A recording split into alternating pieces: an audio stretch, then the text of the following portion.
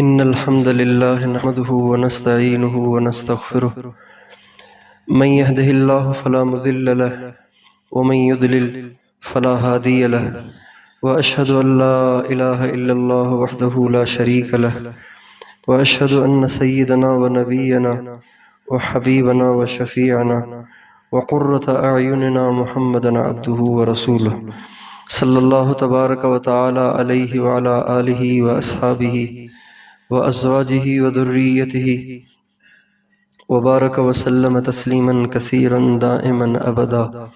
أما بعد فأعوذ بالله من الشيطان الرجيم. بسم الله الرحمن الرحيم. كنتم خير أمة أخرجت للناس تأمرون بالمعروف وتنهون عن المنكر وتؤمنون بالله. وقال تعالى: قل إن كنتم تحبون الله فاتبعوني يحببكم الله ويغفر لكم ذنوبكم والله غفور رحيم. وقال تعالى: لقد كان لكم في رسول الله أسوة حسنة لمن كان يرجو الله واليوم الآخر وذكر الله كثيرا. وقال النبي صلى الله عليه وسلم: إذا عظمت أمتي الدنيا نزعت منها هيبة الإسلام، وإذا تركت الأمر بالمعروف والنهي عن المنكر حرمت بركة الوحي، وإذا تسابت أمتي سقطت من عين الله. وقال عليه السلام: والذي نفس محمد بيده لتأمرن بالمعروف ولتنهون عن المنكر أو ليسلطن الله عليكم شراركم فيدعو خياركم فلا يستجاب لكم. سبحان ربك رب العزة عما يصفون وسلام على المرسلين والحمد لله رب العالمين. اللهم صل على سيدنا محمد وعلى آل سيدنا محمد وبارك وسلم. میرے محترم دوستوں اور بھائیوں اور بزرگوں، انسان کو جب اپنی حیثیت کا احساس ہوتا ہے تو وہ اپنی ذمہ داریاں اچھے طریقے سے نبھاتا ہے، اور جب اس کو اپنی حیثیت کا احساس نہ ہو تو پھر وہ اپنی ذمہ داریوں سے غافل ہوتا ہے. اور جب کوئی بھی انسان اپنی ذمہ داریوں سے غافل ہوتا ہے تو سارا نظام درہم برہم ہوتا ہے، زندگیاں خراب ہوتی ہیں، برباد ہوتی ہیں، مسائل پیدا ہوتے ہیں، پریشانیاں آتی ہیں. گھر کا ایک شخص ہے، اس کے 4 بچے ہیں، ایک اس کی بیوی ہے، ایک اس کی بوڑھی ماں ہے، ایک اس کا بوڑھا باپ ہے. اب یہ شخص اگر اپنی حیثیت کو نہ پہچانے، اگر اپنے آپ کو اس بوڑھے ماں باپ کا تنہا سہارا نہ سمجھے، اپنے بچوں کا آخری آسرا نہ سمجھے، اپنی بیوی کے خرچے کی ذمہ داری کا اپنے اندر احساس پیدا نہ کرے اور عیاشیوں میں پڑ جائے، نشے میں پڑ جائے، سارا دن شراب پی رہا ہو، چرس پی رہا ہو، ہیروئن کھا رہا ہو اور گھوم رہا ہو، پھر رہا ہو، برائیاں کر رہا ہو، جو کما رہا ہو وہ جوئے پہ لٹا رہا ہو، تو بتائیے اس ایک کے اپنی حیثیت کو نہ سمجھنے کی وجہ سے اس کی بیوی کی زندگی برباد ہوئی کہ نہیں ہوئی؟ اس کے بچے برباد ہو جائیں گے کہ نہیں ہو جائیں گے؟ اس کی بوڑھی ماں اور اس کا بوڑھا باپ رول جائے گا کہ نہیں رول جائے گا؟ در بدر ہو جائے گا کہ نہیں ہو جائے گا؟ اور بیماریوں کا شکار ہو جائے گا کہ نہیں ہو جائے گا؟ ایک شخص نے اپنی حیثیت کو نہ سمجھا، اپنی ذمہ داری کو نہ پہچانا، تو اس کا نتیجہ کیا ہوا؟ بچے بھی برباد، بیوی بھی برباد، ماں باپ بھی در بدر ہو گئے، صرف اس لیے کہ ایک شخص نے اپنی ذمہ داری کو نہ پہچانا، اپنی حیثیت کو نہ پہچانا.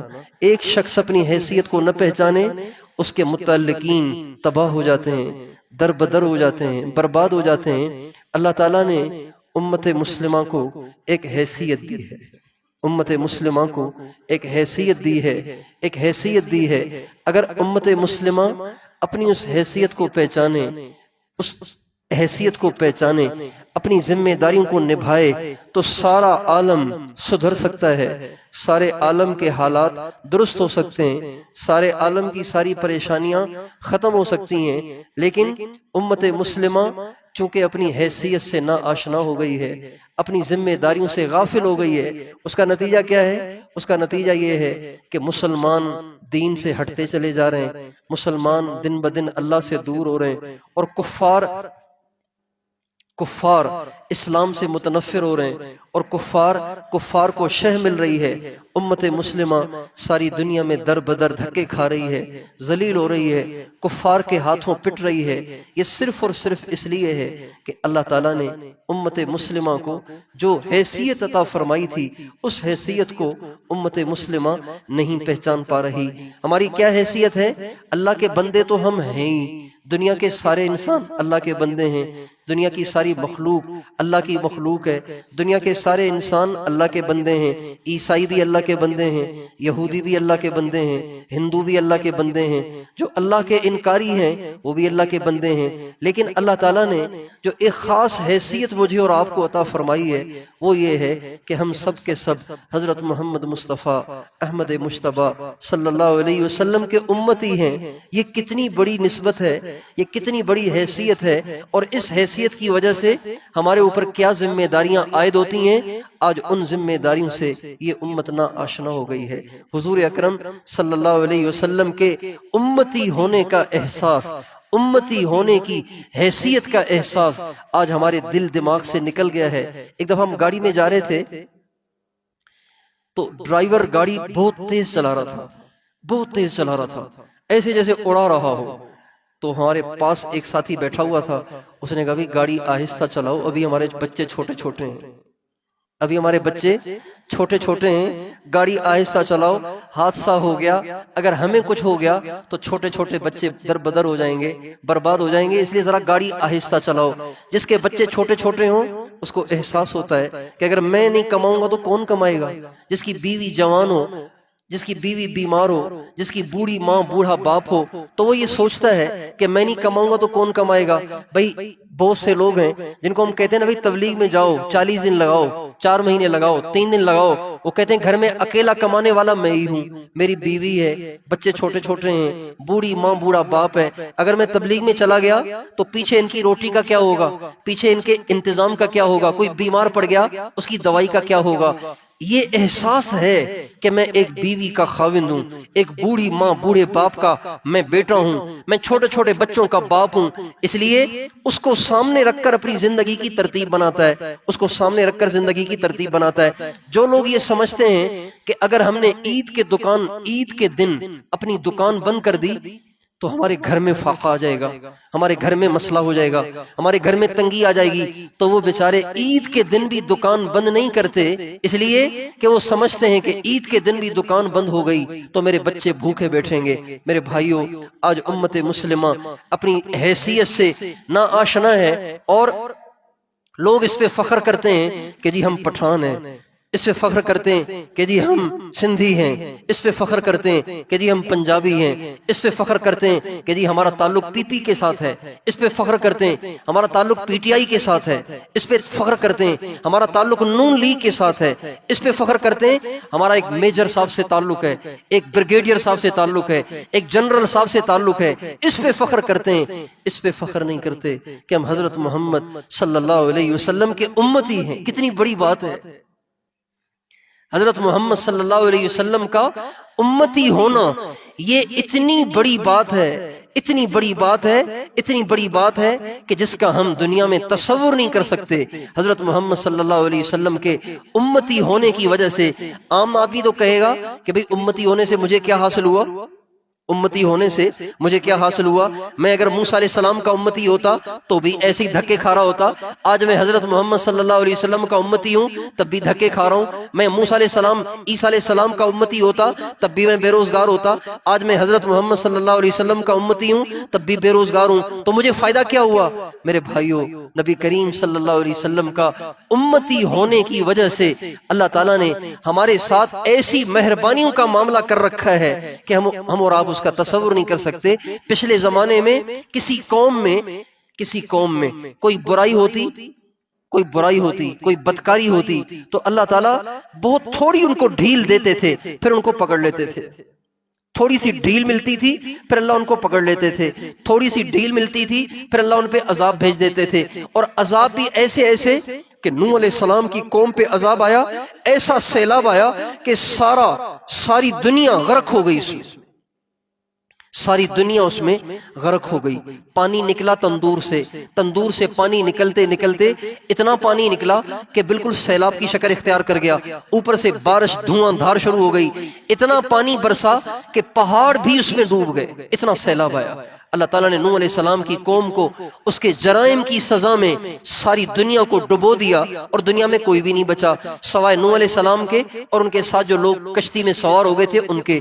ایسے ہی قوم ہود پہ اللہ نے عذاب بھیجا، ایسا عذاب بھیجا، ایسی زوردار ہوا بھیجی. وَأَمَّا عَادٌ فَأُهْلِكُوا بِرِيحٍ صَرْصَرٍ عَاتِيَةٍ. اللہ فرماتے عاد کا ہم نے نام و نشان مٹایا ایک ایسی زوردار ہوا کے ساتھ جو تیز بھی تھی اور ٹھنڈی بھی تھی. ریحٍ ہوا، سرسرن ٹھنڈی ہوا، تیز، آتیہ ایسی تیز تھی کہ فرشتے کے قابو سے بھی باہر چلی گئی تھی. فرشتہ ہوا کو کنٹرول کرتا ہے، فرشتہ بادلوں کو کنٹرول کرتا ہے، فرشتہ ہوا کو کنٹرول کرتا ہے. اللہ کہتے ہیں وہ ہوا ایسی تھی کہ فرشتہ اس کو قابو کرنے سے بے بس ہو گیا. اللہ پاک نے اپنی قدرت سے اس ہوا کو چلایا. ایسی زوردار ہوا تھی. سخرها علیہم 7 لیال و8 ایام حسوما فطر القوم فیہا سرعا. اللہ تعالیٰ نے 7 راتیں 8 دن مسلسل اس ہوا کو اتنا تیز چلایا کہ قوم عاد جو 100 فٹ کے لوگ تھے، 150 فٹ کے لوگ تھے، ہوا نے ان کو اٹھایا اور ان کو فضا میں لے گئی اور ان کو آپس میں ٹکرایا.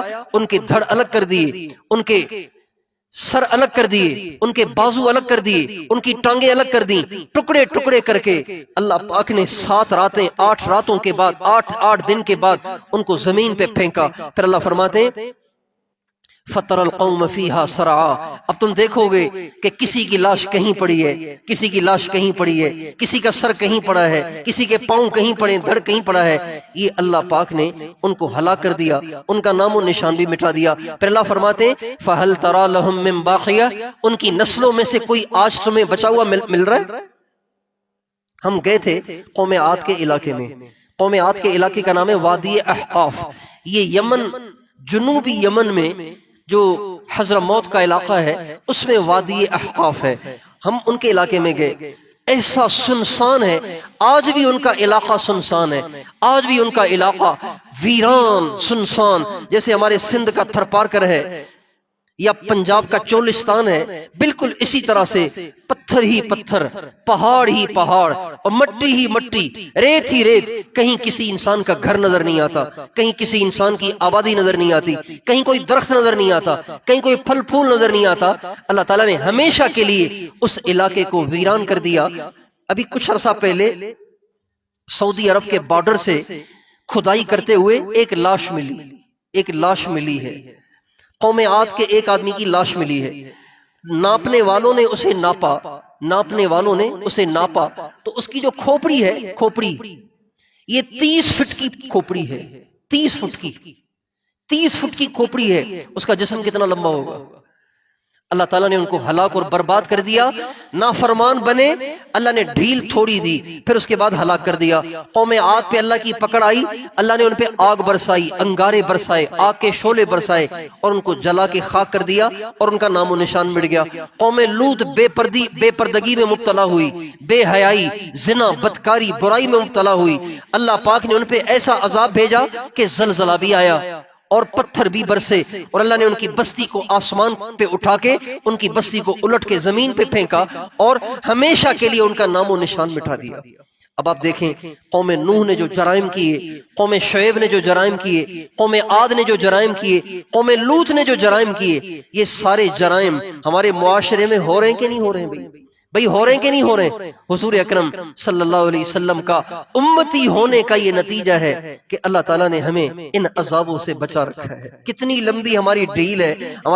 ہمارے نبی نے سجدے میں گر کر اللہ پاک سے اتنی لمبی دعائیں کی کہ صحابہ کہتے تھے بعض دفعہ آپ سجدے میں اتنی لمبی دعا کرتے تھے کہ ہمیں گمان ہوتا تھا کہ کہیں حضور اکرم صلی اللہ علیہ وسلم دنیا سے چلے تو نہیں گئے۔ لمبی دعا کرتے تھے، اور اس لمبی دعا میں حضرت فاطمہ کے لیے نہیں، امام حسن حسین کے لیے نہیں، اپنی بیویوں کے لیے نہیں، اپنی نسل کے لیے نہیں، اپنے صحابہ کے لیے نہیں، ساری دنیا کے سارے مسلمانوں کے لیے آپ نے دعائیں کی ہیں۔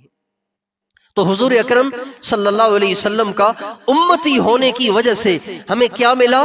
اللہ کے عذاب سے ہم بچتے رہے، اللہ کی پکڑ سے ہم بچتے رہے، اللہ ہماری نسلوں کو بچاتے رہے۔ چھوٹا چھوٹا عذاب اللہ مختلف علاقوں میں بھیج دیتا ہے صرف اوروں کو جگانے کے لیے، ورنہ ایسا عذاب نہ ہم پہ آیا ہے نہ ایسا عذاب آئے گا جو ہمارے نام و نشان کو مٹا دے۔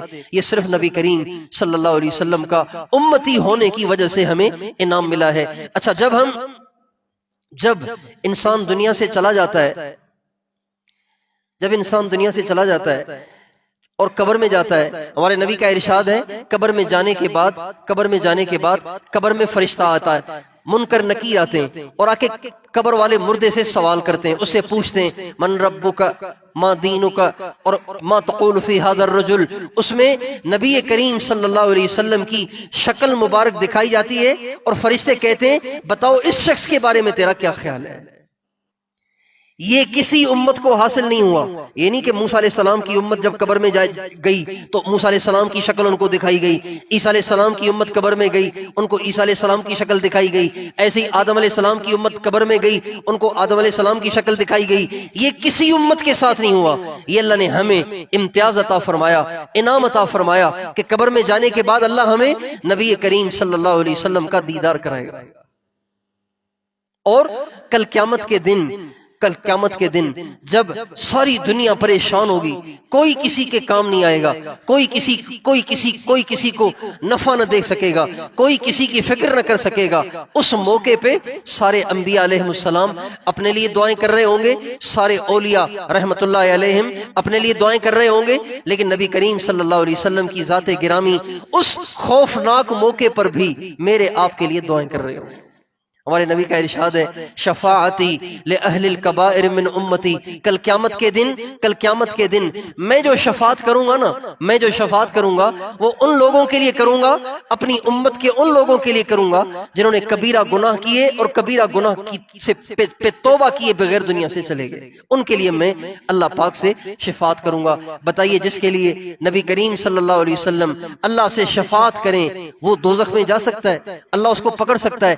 یہ کتنا بڑا انعام ہے کہ اللہ نے ہمیں حضرت محمد صلی اللہ علیہ وسلم کا امتی بنایا۔ اور ہمارے نبی کا ارشاد ہے ان الجنت حرمت علی الانبیاء حتی ادخلها وانها لمحرمۃ علی الامم حتی تدخلها امتی، جنت سارے نبیوں پہ حرام ہے جب تک میں نہ جاؤں، اور ساری امتوں پہ حرام ہے جب تک ہم نہ چلے جائیں، یہ امت نہ چلی جائے۔ یعنی ہم سے پہلے جتنی امتیں گزری ہیں وہ چاہے کتنے ہی نیک ہوں، کتنے ہی عبادت گزار اور اللہ والے ہوں، لیکن وہ جنت میں بعد میں جائیں گے، ہمارا گنہگار جنت میں پہلے جائے گا۔ یہ کتنا بڑا اللہ پاک کا انعام ہے۔ حضرت محمد صلی اللہ علیہ وسلم کا امتی ہونے کی وجہ سے ہمارے اوپر، ہماری عمریں تھوڑی سی ہیں لیکن ہمیں اجر اللہ کی طرف سے زیادہ ملے گا۔ ہمارے نبی کا ارشاد ہے یہودیوں کی مثال، عیسائیوں کی مثال اور اس امت کی مثال ایسی ہے جیسے تین مزدور تھے، انہوں نے کسی شخص کے پاس کام کیا۔ ایک مزدور نے فجر سے لے کے ظہر تک کام کیا، سب سے لمبا وقت اس نے مزدوری کی، اور جس نے مزدوری پہ لگایا تھا اس نے اس کو مزدوری دے دی۔ ایک اور مزدور آیا، اس نے ظہر سے لے کے عصر تک کام کیا، اس کو بھی مزدوری دے دی، اور اس کو بھی اتنی ہی مزدوری دی جتنی فجر سے لے کے ظہر تک والے کو مزدوری دی۔ پھر ایک اور مزدور آیا، اس نے عصر سے لے کے مغرب تک مزدوری کی، جو کہ بہت تھوڑا سا وقت ہے، زیادہ سے زیادہ 1 گھنٹہ پون گھنٹہ ہے۔ جب مزدوری دینے کا وقت آیا تو مزدوری دینے والے نے اس کو بھی اتنی ہی مزدوری دی بلکہ اور زیادہ مزدوری دی. تو پچھلے دونوں مزدور کہنے لگے ہم نے تو کام بھی زیادہ کیا, آپ نے ہمیں مزدوری تھوڑی دی, انہوں نے تو کام بھی تھوڑا کیا, ان کو آپ نے مزدوری زیادہ دی. تو وہ کہنے لگا بھئی یہ تو میری مرضی ہے, جس کو زیادہ دوں جس کو تھوڑا دوں, میں نے جو تمہارا کام ہے اتنا تو تمہیں حق دے دیا ہے, اب کسی کو زیادہ دیتا ہوں تو یہ میری مرضی ہے. ہمارے نبی فرماتے ہیں جس مزدور نے فجر سے ظہر تک کا کام کیا اس کی مثال یہودیوں والی ہے. یہودیوں کی زندگیاں بہت لمبی, عبادتیں بہت لمبی, لیکن اجر تھوڑا سا.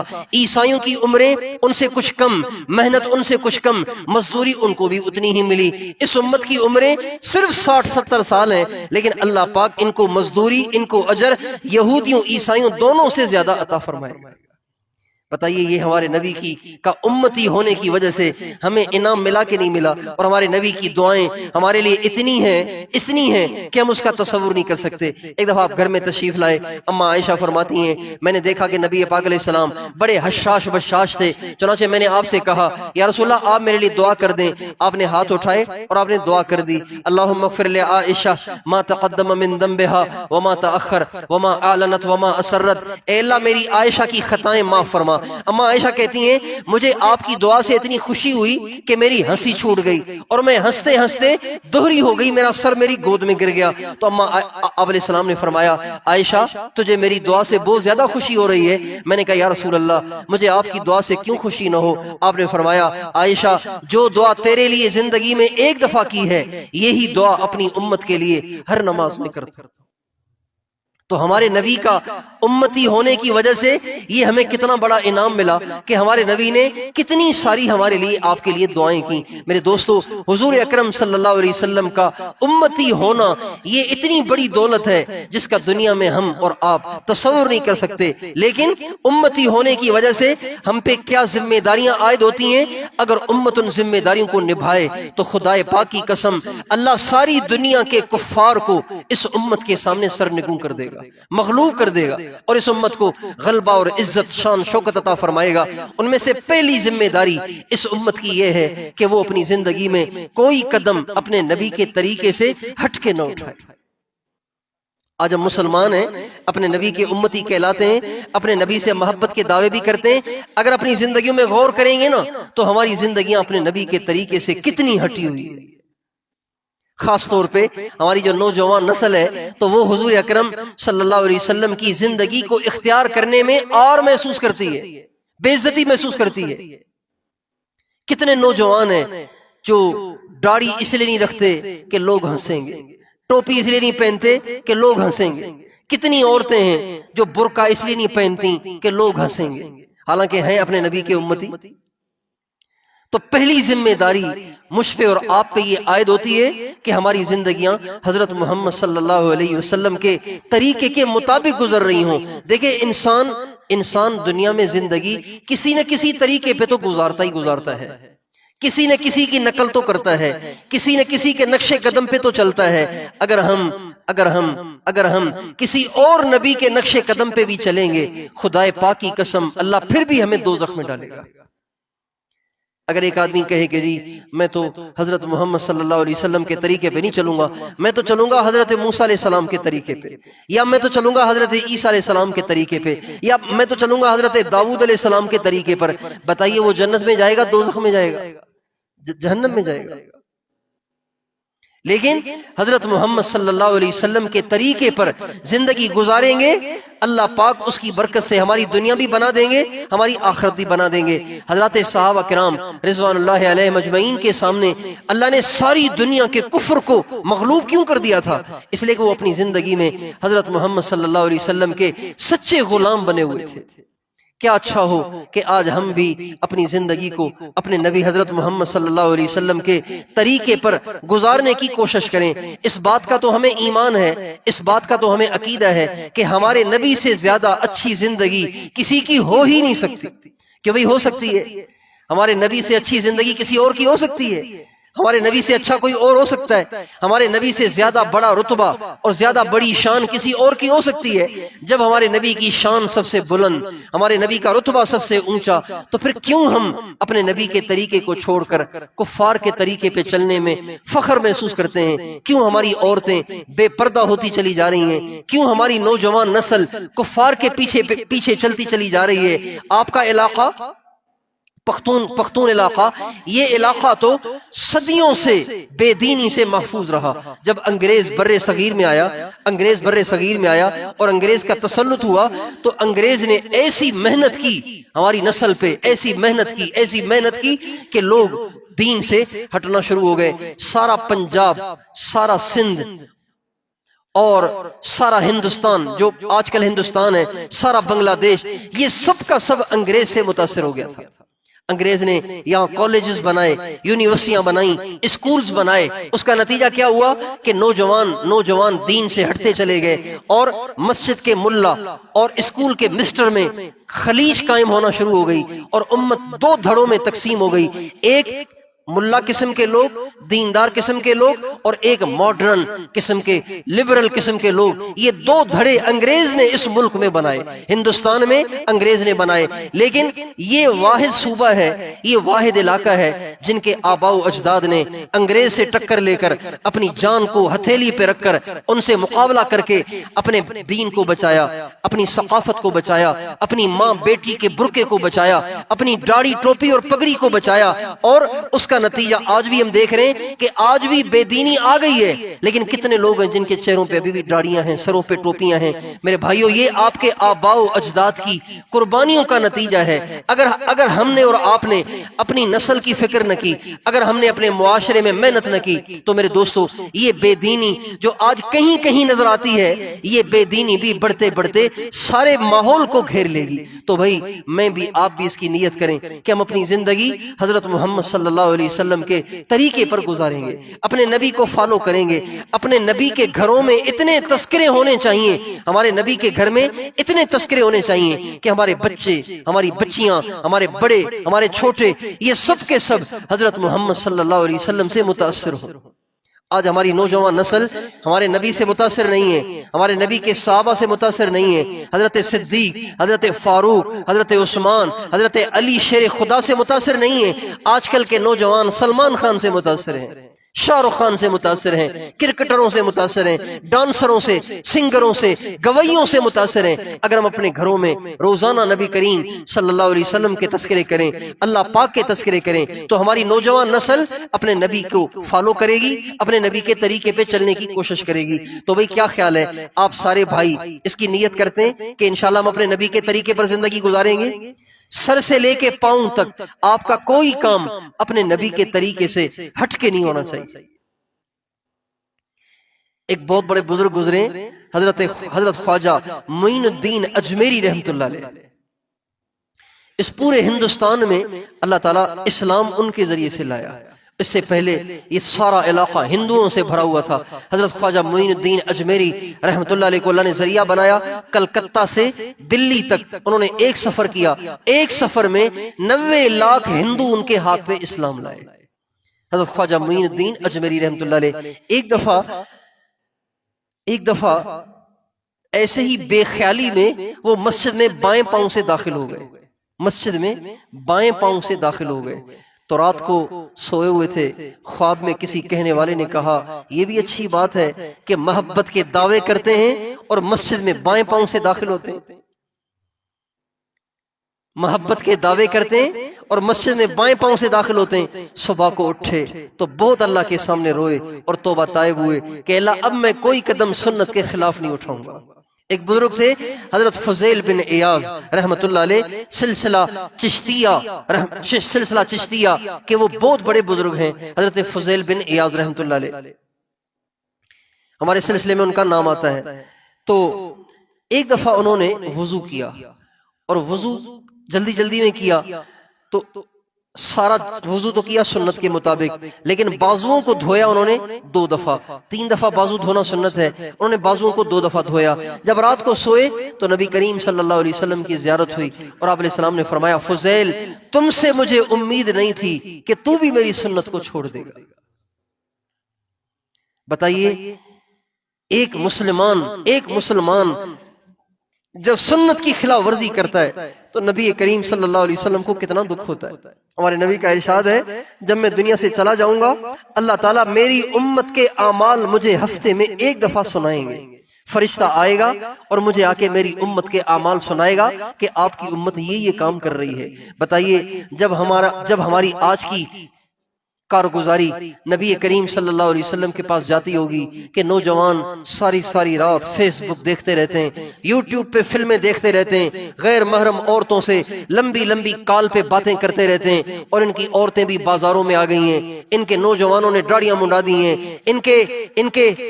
اب ان کے دیندار بھی فجر میں مسجد میں نہیں آتے، ان کی بھی فجر قضا ہو جاتی ہے۔ میرے بھائی اور دوستو بتائیے نبی کریم صلی اللہ علیہ وسلم کے دل پہ کیا گزرتی ہوگی؟ آپ کتنے غمگین کتنے دکھی ہوتے ہوں گے۔ ہمارے ایک مدرسے کے طالب علم کو نبی کریم صلی اللہ علیہ وسلم کی زیارت ہوئی، آپ علیہ السلام بڑے غمگین تھے، بڑے پریشان تھے، اور آپ فرما رہے تھے کاش میری امت کی عورتیں پردہ کر لیں، کاش میری امت کی عورتیں پردہ کر لیں۔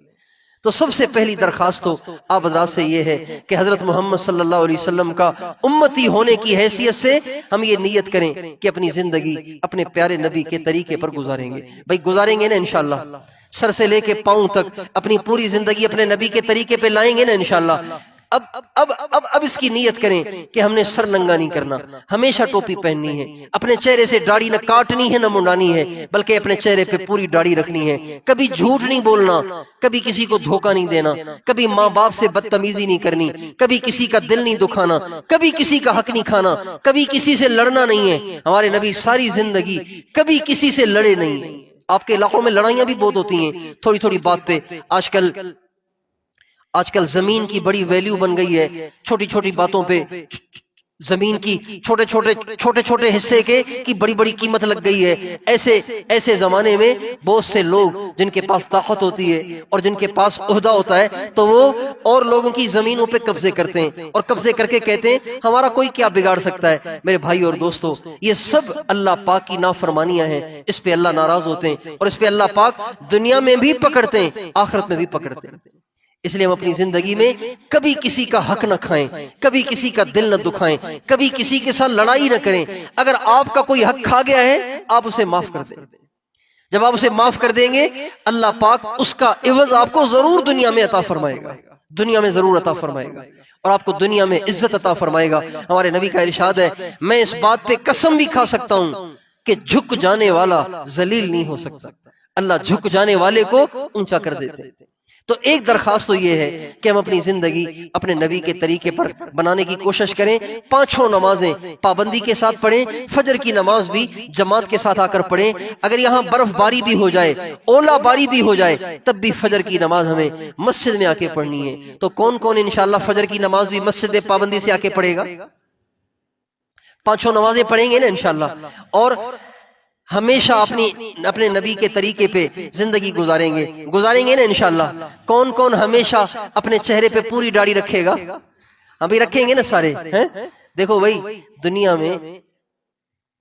میں چہرے کے دو ہی اسٹائل ہیں، دنیا میں چہرے کے دو اسٹائل ہیں، دو قسم کے چہرے ہیں۔ ایک چہرہ حضرت محمد صلی اللہ علیہ وسلم کے مشابہ ہے، ایک چہرہ ان کے دشمنوں کے مشابہ ہے۔ اب ہر ایک کو اللہ نے اختیار دیا ہے، جس کو چاہیے وہ دشمنوں والا چہرہ بنا لے، جس کو چاہے وہ اپنے پیارے نبی والا چہرہ بنا لے، لیکن یہ ضرور یاد رکھے کہ زندگی پہ بھروسہ نہیں ہے۔ اگر حضور کے دشمنوں والے چہرے کی حالت میں ہمیں موت آ گئی تو حضور کے سامنے کیسے جائیں گے؟ اللہ کے سامنے کیسے جائیں گے؟ کتنی شرمندگی ہوگی اور کتنا افسوس ہوگا، کتنی حسرت ہوگی، لیکن دنیا سے واپس تو کوئی آ نہیں سکے گا، لہٰذا ہمیشہ کا نقصان ہو جائے گا۔ اس لیے ہمارے چہرے پہ ہر وقت پوری داڑھی ہونی چاہیے، ہمارے سر پہ ٹوپی ہونی چاہیے، کسی کا دل ہم سے دکھنا نہیں چاہیے، کسی کا حق ہمیں کھانا نہیں چاہیے۔ کریں گے کوشش انشاءاللہ۔ اور دوسری بات، حضرت محمد صلی اللہ علیہ وسلم کا امتی ہونے کی وجہ سے ہم پہ یہ عائد ہوتی ہے کہ ہم خود بھی دین پر چلیں، اوروں کو بھی اس کی دعوت دیں، اوروں کو بھی سمجھائیں، اوروں کو بھی سیدھے راستے پہ لانے کی کوشش کریں اور محنت کریں۔ دیکھیں جب ایک انسان ایک نافرمانی کرتا ہے اور اس کو نہیں سمجھایا جاتا، اس کو اس غلط راستے سے نہیں ہٹایا جاتا تو وہ 1 سے پھر 2 بن جاتے ہیں، 2 سے پھر 4 بن جاتے ہیں، 4 سے پھر 8 بن جاتے ہیں، 8 سے پھر 16 بن جاتے ہیں، 16 سے پھر 32 بن جاتے ہیں، پھر 100 بن جاتے ہیں، پھر 1000 بن جاتے ہیں، پھر لاکھ بن جاتے ہیں، اور پھر بات قابو سے باہر چلی جاتی ہے۔ ابھی آپ کے معاشرے میں اتنی بے دینی نہیں ہے جس کو کور نہ کیا جا سکتا ہو۔ اگر آپ تھوڑی سی محنت کریں گے، کوشش کریں گے، یہ جتنے نوجوان رات کو فیس بک پہ زندگی ضائع کر رہے ہیں، یہ سب کے سب اللہ سے ڈرنے والے، اللہ والے بن سکتے ہیں اگر آپ تھوڑی سی محنت کریں۔ ابھی آپ کی ساری عورتیں بازاروں میں نہیں آئیں، اگر آپ تھوڑی سی محنت کریں گے، اپنے گھروں میں عورتوں کی ذہن سازی کریں گے، اپنے گھر میں روزانہ فضائل اعمال کی تعلیم کریں گے، اپنے گھر والوں کو بٹھا کے روزانہ حضرت فاطمہ، حضرت عائشہ، حضرت خدیجہ، ازواج مطہرات اور صحابیات کے ان کو واقعات سنائیں گے، ان کو جہنم، جنت اور آخرت سنائیں گے، تو ابھی آپ کے گھر میں دوبارہ وہ دینداری کا ماحول قائم ہو سکتا ہے۔ لیکن اب بھی اگر ہم نے اور آپ نے آنکھ نہ کھولی تو میرے دوستو یہ بے دینی اتنی بڑھ جائے گی، اتنی بڑھ جائے گی کہ میرے اور آپ کے قابو میں نہیں آئے گی۔ آگ اگر تھوڑی سی ہو اس کو بجھا دیا جائے تو بجھ جاتی ہے، لیکن اگر اس میں غفلت برتی جائے تو وہ آگ بڑھتے بڑھتے اتنی بڑھ جاتی ہے کہ پھر اس کو بجھایا نہیں جا سکتا۔ تو دوسری گزارش یہ ہے کہ چونکہ ہمارے نبی آخری نبی ہیں، لہٰذا یہ ہماری ذمہ داری بنتی ہے کہ ہم خود بھی دین پر چلیں، اوروں کو بھی دین کی دعوت دیں، خود بھی پورے اپنے نبی کے طریقے کو اختیار کریں، اوروں کی بھی ذہن سازی کریں، اوروں کو بھی اس پہ لانے کی کوشش کریں۔ تو کیا خیال ہے، آپ اس کی محنت اور کوشش بھی فرمائیں گے انشاءاللہ؟ اگر کوئی آدمی اپنی 5 نمازیں پابندی سے پڑھ رہا ہے، اپنا ذکر بھی کر رہا ہے، اپنی تلاوت بھی کر رہا ہے، سنت کے مطابق زندگی گزار رہا ہے، اپنی دکانداری سنت کے مطابق، اپنی ملازمت سنت کے مطابق، چہرے پہ داڑھی بھی ہے، سر پہ پگڑی بھی ہے، زندگی کا کوئی کام دین سے ہٹا ہوا نہیں ہے، لیکن وہ اوروں کو دین پہ لانے کی محنت اور کوشش نہیں کر رہا، تو وہ حضور کے طریقے پہ پورا نہیں ہے، ادھورا ہے۔ وہ حضور کے طریقے پہ پورا نہیں ہے، ادھورا ہے۔ ہمارے نبی کریم صلی اللہ علیہ وسلم کی اتباع تب تک کامل نہیں ہوگی جب تک وہ غم اور وہ درد جو نبی کے دل میں تھا وہ میرے اور آپ کے دل میں نہ آ جائے۔ ہمارے نبی کے دل میں کیا غم تھا؟ اس کا غم نہیں تھا آپ کے گھر میں، آپ کے دل میں کہ میرے گھر میں روزانہ پراٹھے پکیں، اور میرے گھر میں یہ سہولت ہو اور وہ سہولت ہو، اور میرے بچے اچھا کھانا کھائیں، اچھے کپڑے پہنیں، اچھے گھر میں رہیں۔ ہمارے نبی کو اس بات کی فکر نہیں تھی، بلکہ ہمارے نبی کو ہر آن اور گھڑی اس بات کی فکر تھی کہ ساری دنیا کے لوگ دوزخ سے کیسے بچ جائیں۔ آپ کو اس کا اتنا غم تھا کہ بعض دفعہ آپ ساری رات سو نہیں پاتے تھے۔ قرآن پاک کی آیتیں اللہ پاک اتار دیتے تھے، لعلک باخع نفسک الا یکونوا مؤمنین، لعلک باخع نفسک علی آثارہم ان لم یؤمنوا بہذا الحدیث اسفا۔ اے میرے نبی، اگر یہ لوگ ایمان نہیں لاتے تو کیا ان کے غم میں آپ اپنے آپ کو ہلاک کر دیں گے؟ اتنا آپ کو امت کا غم تھا، اتنا آپ کو امت کا درد تھا۔ حضرت عبداللہ ابن عباس فرماتے ہیں، کان رسول اللہ صلی اللہ علیہ وسلم دائم الفکرۃ متواصل الاحزان، آپ اکثر مراقبے کی کیفیت میں رہا کرتے تھے۔ دائم الفکرہ کا کیا مطلب ہے؟ آپ اکثر مراقبے کی کیفیت میں رہا کرتے تھے، متواصل الاحزان، مسلسل آپ غمگین رہتے تھے، امت کے لیے، دین کے لیے آپ غمگین رہتے تھے۔ تو اگر میرے اور آپ کے محلے میں، میرے اور آپ کے گھر میں کوئی نماز نہیں پڑھ رہا اور ہمیں اس کا غم نہیں ہے تو اللہ ہم سے پوچھے گا کہ نہیں پوچھے گا؟ اگر ہمارا بچہ داڑھی منڈا رہا ہے، اگر ہماری نوجوان لڑکی اپنا چہرہ کھول کر بازار میں جا رہی ہے، اسکول کالج یونیورسٹی میں جا رہی ہے، تو بتائیے اللہ ہم سے پوچھے گا کہ نہیں پوچھے گا؟ اس لیے میں اور آپ اس کی بھی نیت کریں، اپنے ماحول اور معاشرے میں اتنی محنت کریں گے کہ پورے ماحول کی ساری بے دینی ختم ہو جائے۔ تو وہی اس کی محنت کوشش کریں گے انشاءاللہ۔ اور آخری درخواست یہ ہے کہ بھائی اپنی زندگی کو ہم گناہوں سے پاک کریں، اپنی زندگی کو گناہوں سے پاک کریں۔ چونکہ انٹرنیٹ کا زمانہ ہے، ہر آدمی کے پاس فیس بک ہے، ہر آدمی کے پاس یوٹیوب ہے، ہر آدمی کے پاس واٹس ایپ ہے، تو اپنی نگاہوں کو حرام سے بچانا، اپنے آپ کو برائی سے بچانا اتنا مشکل ہو گیا ہے۔ ابھی راستے میں ہم مدین آ رہے تھے، راستے میں ایک نوجوان کا فون آیا، کہنے لگے میرا کوئی دن برائی بدکاری سے خالی نہیں ہے، میں چاہتا ہوں کہ برائی سے بچوں لیکن برائی سے بچ ہی نہیں پاتا۔ انٹرنیٹ نے ہماری نوجوان نسل کے اندر ایسی شہوت کی آگ بھڑکا دی ہے کہ تھوڑے سے ذکر سے، تھوڑی سی تلاوت سے، ایک سے روزے اور ایک چلے سے وہ نہیں بجھ پا رہی۔ اس کے لیے ضرورت ہے کہ ہم اہل اللہ کی صحبت اختیار کریں۔ اہل اللہ کی صحبت میں رہنے سے انسان کے اندر تقویٰ آتا ہے، انسان کے اندر اللہ کا خوف آتا ہے، اور انسان کے اندر آخرت کی فکر پیدا ہوتی ہے۔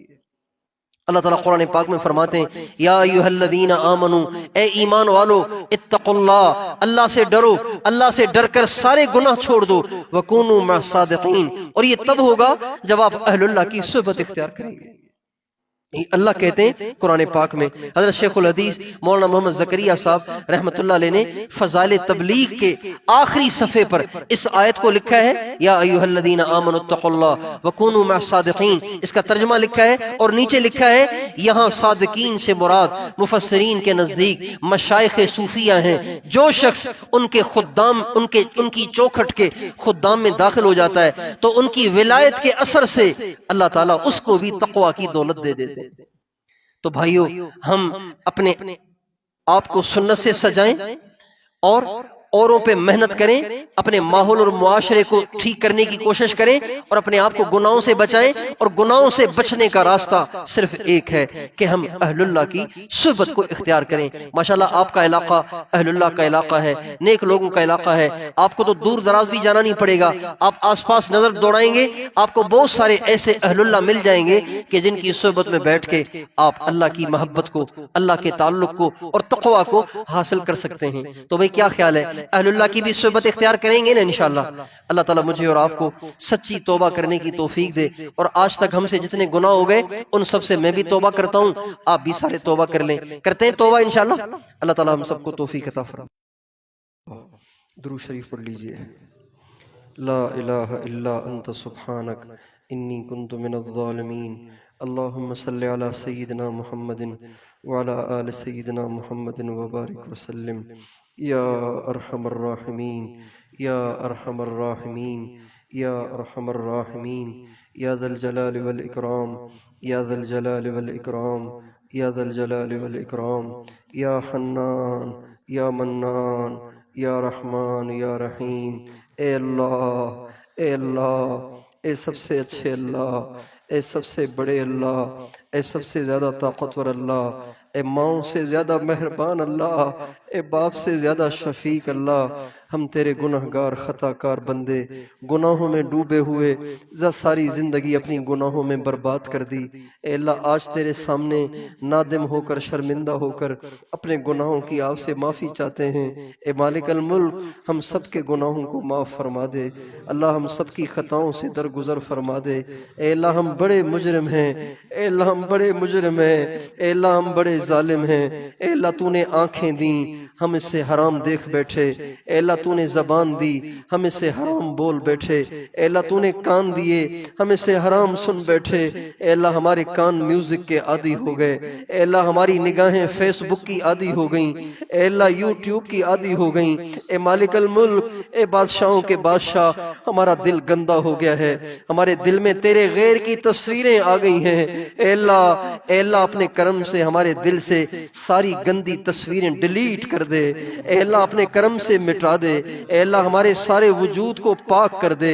اے اللہ ہماری نوجوان نسل شیطان کے ہاتھ چڑھ گئی۔ اے اللہ، ہماری نوجوان نسل کا ایمان برباد ہو گیا، ان کی تنہائیں خراب۔ اے اللہ، ان کی تنہائیں، اے اللہ ان کی تنہائیاں، اے اللہ تیری نافرمانی سے ملوث ہو گئیں، ان کی نگاہیں ناپاک ہو گئیں، ان کی شرم گاہیں ناپاک ہو گئیں۔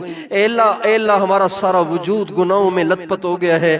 اے مالک الملک، ہماری مثال اس بچے کی سی ہے جو بچہ گلی میں چلتا چلتا گٹر میں گر گیا ہو، سر سے لے کے پاؤں تک سارا گندا ہو گیا ہو، اب وہ جس کے پاس سے گزرتا ہے وہ اسے نفرت کرتا ہے، اس کے کپڑوں پہ پاخانہ لگا ہوا ہے۔ لیکن اے مالک الملک، جب وہ ماں کے پاس آتا ہے تو ماں بے قرار ہو جاتی ہے، اور ماں اس کو پکڑ کے اسے نہلاتی دھلاتی ہے۔ اے اللہ، اسے پاک کرتی ہے۔ اے اللہ، اسے گود میں بٹھاتی ہے۔ اے اللہ، اسے نہلا دھلا کے پوچھتی ہے، میرے بچے تجھے چوٹ تو نہیں لگی؟ میرے بچے تجھے درد تو نہیں ہوا؟ اے مالک الملک، تو ماؤں سے زیادہ مہربان مہربان ہے، اے اللہ ماؤں سے زیادہ مہربان ہے، اے اللہ ماؤں سے زیادہ مہربان ہے۔ اے اللہ ہم گناہوں کے گٹر میں گر گئے ہیں، ہمارے سر پہ بھی گندگیاں ہیں، ہمارے وجود پہ گندگیاں ہیں، ہماری نگاہیں ناپاک ہیں، ہماری زبان ناپاک ہے، ہمارے کان میوزک کے عادی ہو گئے، اے اللہ ہماری شرمگاہیں اے اللہ بے قابو ہو گئیں، اے مالک الملک ہماری نوجوان نسل شہوت کی آگ میں بھڑک رہی ہے، اے اللہ ہماری بچیاں بے پرد ہو رہی ہیں، اے اللہ برقع اتر گیا، اے اللہ دوپٹہ اتر گیا، اے مالک الملک اپنے کرم سے سب کو ہدایت دے دے، اے اللہ سب کو ہدایت دے دے، اے اللہ سب کو ہدایت دے دے، اے اللہ یہ شمالی علاقے، اے اللہ یہ پہاڑی علاقے، اے اللہ یہ سوات اور یہ مدین اور یہ شانگلہ، اے اللہ یہ تو بڑے باپرد تھے، اے اللہ ان کے جوان تو بڑے پرہیزگار تھے، اے اللہ یہ تو پکے نمازی تھے، اے اللہ ان کے سروں پہ پگڑیاں تھیں، اے اللہ ان کے چہروں پہ داڑیاں تھیں، اے اللہ ان کی عورتیں باپرد تھیں، اے مالک الملک فیس بک نے ان کے ایمان کی دھجیاں اڑا دیں، اے اللہ فیس بک نے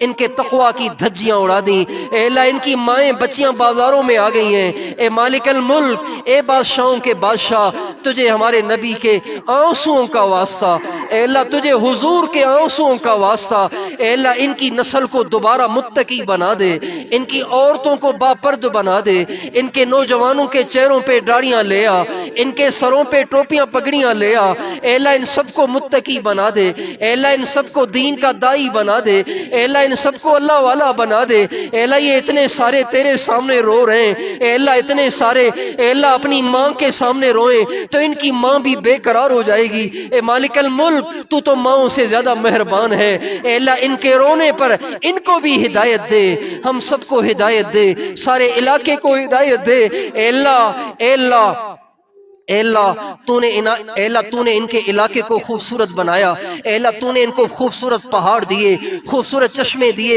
اے اللہ بے دین لوگ اپنی ننگی عورتیں یہاں لا کے اے اللہ بے دینی پھیلاتے ہیں، ان کی عورتوں کو بھی پردے اے اللہ بے پرد بناتے ہیں، ان کے نوجوانوں کو بھی برا بناتے ہیں، اے مالک الملک اپنے کرم سے یہاں کسی گندے کو آنے ہی نہ دے، اے اللہ یہاں کسی گندے کو آنے ہی نہ دے، اے اللہ این جی اوز کی بے حیائی کو ختم فرما، این جی اوز کے اے اللہ غلط نظام کو ختم فرما، ملیا میٹ فرما، ان کی عورتوں کو باپرد بنا دے، اے اللہ ان کی عورتوں کو برقعے پہنا دے، اے اللہ ان کے نوجوانوں کو حیادار بنا دے، پرہیزگار بنا دے، اے اللہ ان سب کو پکا نمازی بنا دے، اے مالک الملک مغرب میں مسجدیں بھری ہوتی ہیں، فجر میں مسجدیں خالی ہوتی ہیں، اے مالک الملک ان کی مسجدوں کو فجر میں بھی بھر دے، فجر میں بھی بھر دے، فجر میں بھی بھر دے، اے اللہ راتوں کا اٹھنا نصیب فرما، راتوں کا اٹھنا نصیب فرما، راتوں کا رونا نصیب فرما، تیری محبت میں آنسو بہانا عطا فرما، اے اللہ ہماری راتیں سونے میں گزر جاتی ہیں، ہماری آدھی رات تو گناہوں میں گزر جاتی ہے، باقی آدھی رات سونے میں گزر جاتی ہے، اے مالک الملک یہ غفلت کی راتیں ختم فرما، اے اللہ وہ بھی تو تیرے بندے تھے جن کے بارے میں تو نے کہا والذین یبیتون لربہم سجدا وقیاما کانوا قلیلا من اللیل ما یہجعون وبالاسحار ہم یستغفرون، اے اللہ ہمیں بھی ان میں سے بنا دے، ہمیں بھی ان میں سے بنا دے، ہمیں بھی ان میں سے بنا دے، اس علاقے کے مردوں کو ان میں سے بنا دے، یہاں کی عورتوں کو ان میں سے بنا دے، اے اللہ اس علاقے کی بے دینی کو ختم فرما، اے اللہ جیسے تو نے یہاں کے ظاہر کو اچھا کیا ہے یہاں کے باطن کو بھی اچھا کر دے، اے اللہ جیسے تو نے انہیں مادی حسن دیا ہے، اے اللہ انہیں روحانی حسن بھی عطا فرما دے، اے اللہ تو نے کتنے اچھے پہاڑ بنائے، اے اللہ تو نے کتنے اچھے چشمے دیے، اے اللہ بجائے اس کے کہ ان کے تو سجدے سے سری نہ اٹھتے، اے مالک الملک ان کے نوجوان پتہ نہیں کس طرف چلے گئے، اے بادشاہوں کے بادشاہ سارے علاقے کو کامل ہدایت دے دے، سارے علاقے کو تقوی دے دے، سارے علاقے کو امت کا غم دے دے، دین کی فکر دے دے، اے اللہ ان سب کو اپنے معاشرے پہ محنت کرنے کی توفیق دے، دین کا دائی بنا دے، یہاں کے بچے کو دین کا دائی بنا دے، یہاں کی عورتوں کو دین کی دائیہ بنا دے، اے اللہ یہاں کی عورتوں میں اے اللہ ہدایت کا غم پیدا فرما، یہاں کے مردوں میں ہدایت کا غم پیدا فرما، اے اللہ جو غم تو نے اپنے نبی کے سینے میں پیدا فرمایا، اے اللہ ان کے مردوں عورتوں کو بھی دے دے، اے اللہ ان کے نوجوانوں کو بھی دے دے، اے اللہ ان کو اے اللہ جیسے ان کو پیٹ پالنے کی فکر ہے، اے اللہ ایسے ان کو دین کو زندہ کرنے کی فکر دے دے، اے اللہ ان کو دین کو زندہ کرنے کی فکر دے دے۔ اے اللہ یہاں کے لوگ باہر ملکوں میں کمانے جاتے ہیں، کراچی کمانے جاتے ہیں، لاہور کمانے جاتے ہیں، پشاور کمانے جاتے ہیں، اے اللہ تو یہی ان کو روزی دے دے، کسی کا محتاج نہ بنا، باہر ملکوں کا محتاج نہ بنا، کراچی پشاور لاہور کا محتاج نہ بنا، یہی ان کی روزی کا انتظام فرما۔ اے اللہ یہاں کے لوگوں کو ہر قسم کی محتاجی سے بچا، یہی ان کو روزی دے دے، یہی ان کو روزی دے دے۔ یہ کراچی جاتے ہیں بے حیا بن جاتے ہیں، یہ لاہور جاتے ہیں جا کے بدکاریاں کرتے ہیں، اے اللہ یہ باہر ملکوں میں جاتے ہیں جا کے لڑکیوں سے یاریاں لگاتے ہیں، اے مالک الملک یہی ان کو روٹی دے دے، یہی ان کو روٹی دے دے، یہی ان کو روزی دے دے، اے اللہ یہی ان کو اے اللہ ان کی ضرورتیں پوری فرما دے۔ اے اللہ سارے عالم میں ہدایت کو عام فرما، ہمیں ذریعے کے طور پر استعمال فرما، کفر کو نیست و نابود فرما، اے اللہ کفر کو نیست و نابود فرما، کفر کو نیست و نابود فرما۔ جو اسلام مسلمانوں کے دشمن ہیں اے اللہ ان کو بھی ہدایت دے دے، اے اللہ جن کے مقدر میں ہدایت نہیں ہے ان کو ملیہ میٹ کر دے، اللہ ملیہ میٹ کر دے، اللہ ملیہ میٹ کر دے۔